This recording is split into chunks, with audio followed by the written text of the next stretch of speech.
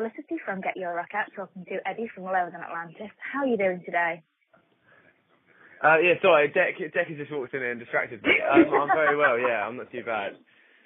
Yeah, I love coming to the label because we just get loads of free CDs and go out for Pizza Express, and it's always a good time. Sounds like a lot of fun.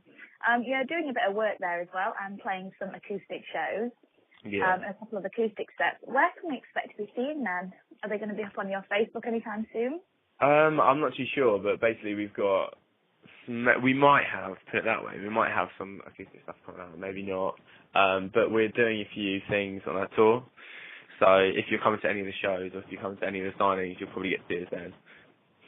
Wonderful. And how do you kind of feel playing the acoustic sets? I mean, as a band, do you guys think it works really, really well?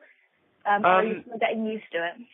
No, I really enjoy doing it because we all listen to like different types of music. A lot of us listen to acoustic music as well, so it's pretty cool. And because we're like a heavily guitar-based band, it works out pretty well. I know some of my mates' bands it just doesn't work when they're trying to go acoustic, but luckily for us, it definitely does. So yeah, I enjoy doing it. It's wicked. Brilliant. And you guys, you've got Changing Tune coming out on October the 1st, which really isn't long now at all.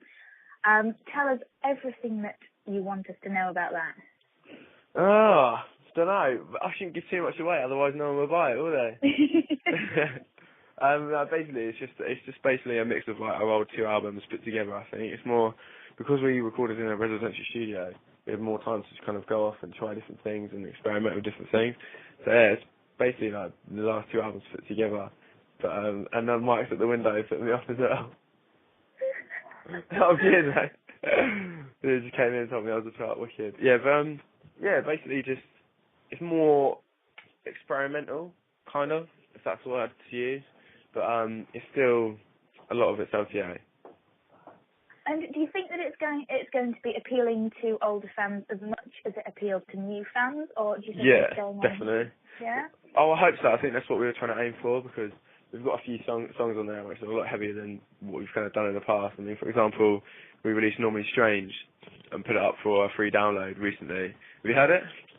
Yes.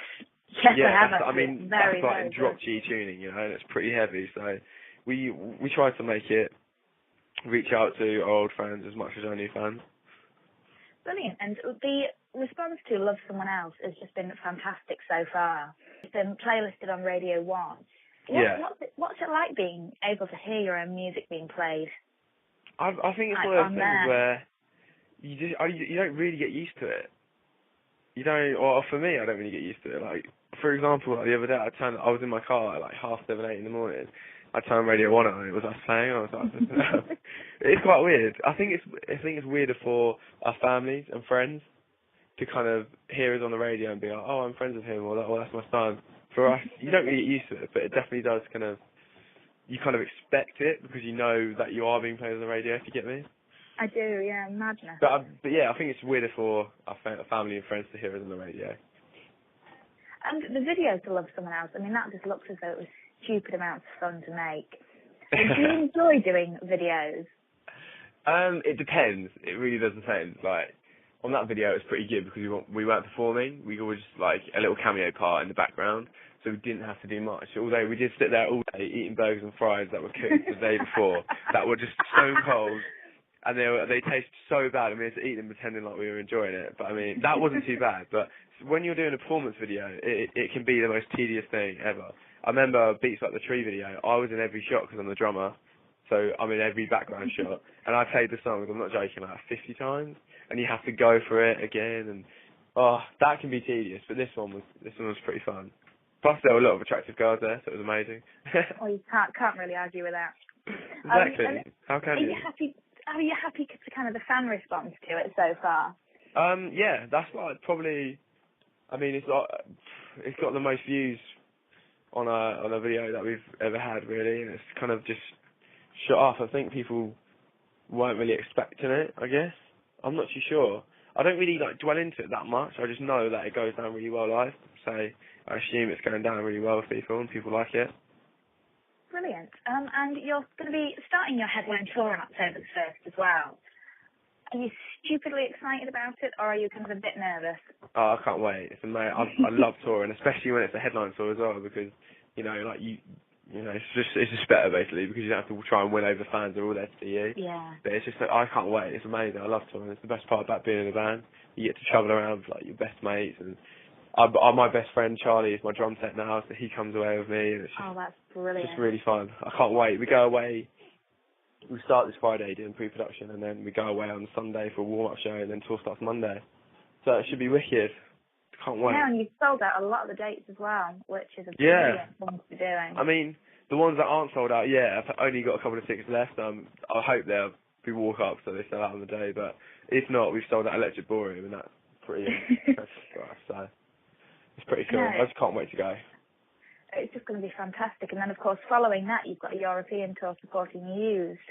Yeah, that should be good. I used to like them when I was younger, so I don't know what they're going to be like now, but I mean, it should be good.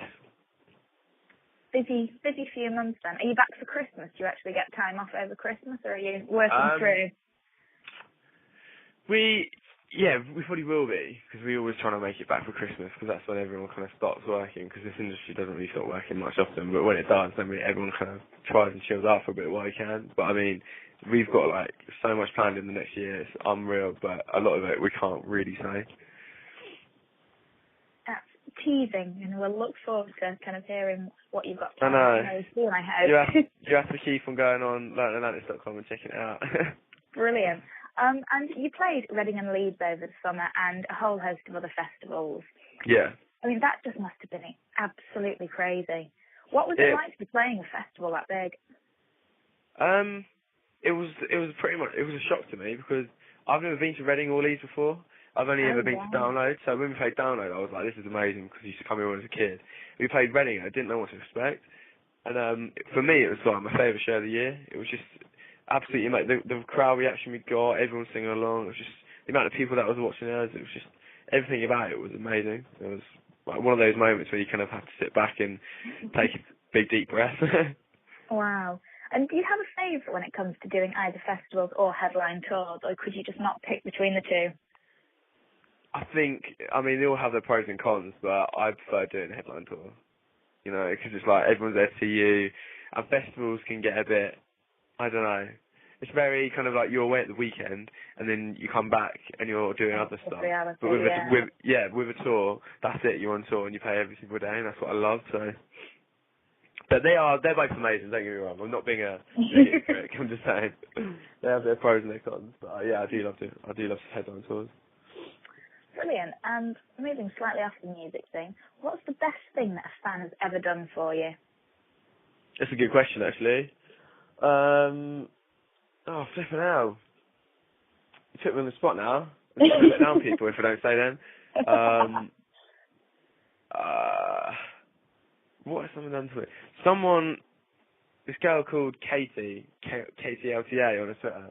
She always brings us nice food and letters and chocolate, and that's pretty cool. Oh, but I mean, I can't just name one. You put me on the spot now. Okay, what about the best, like, you know, however many things you'd like to name? I tell you what, someone's tweeted me saying they're going to bring me something Arsenal related on the tour, so that will probably be the best thing. But that's yet to come. So. Well, I hope that they actually follow through on it now. Otherwise, they bloody better do now. Otherwise, in this interview, you go, Eddie is a liar. Yeah, it's you know, it's an interesting slant at least.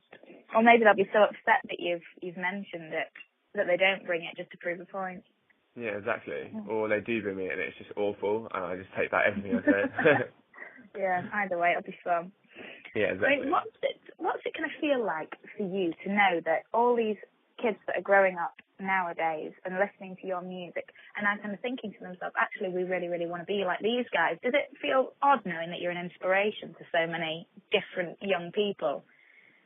Yeah, I guess, yeah. I don't really think about it that much, that's the thing. All I concentrate on is just kind of like, you know, playing music and just touring.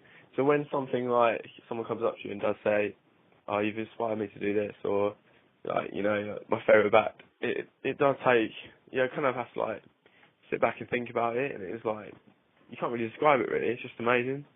I guess that comes with being in a band, but, yeah. I don't know. I don't really think about it that much. It's weird. I guess if you think about it too much, then it just gets terrifying knowing that people are going to be watching everything you're doing. Yeah. I'll tell you what, there is a Tumblr, and it's called Eddie Thrower, and all of my mates keep on following me, think it's me, but it's not, it's just a fan. And if I put up a picture on Instagram or Twitter or whatever, literally 2 seconds later it's on there, that's pretty weird. No way. Everything I post goes on there, and it's a bit scary sometimes. It's a bit like, Jesus Christ, I hope no one puts something on the internet that I don't want people to see.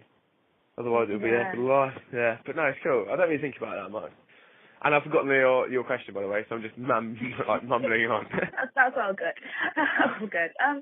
When it comes to the live performance, what do you think the most important part of any show is?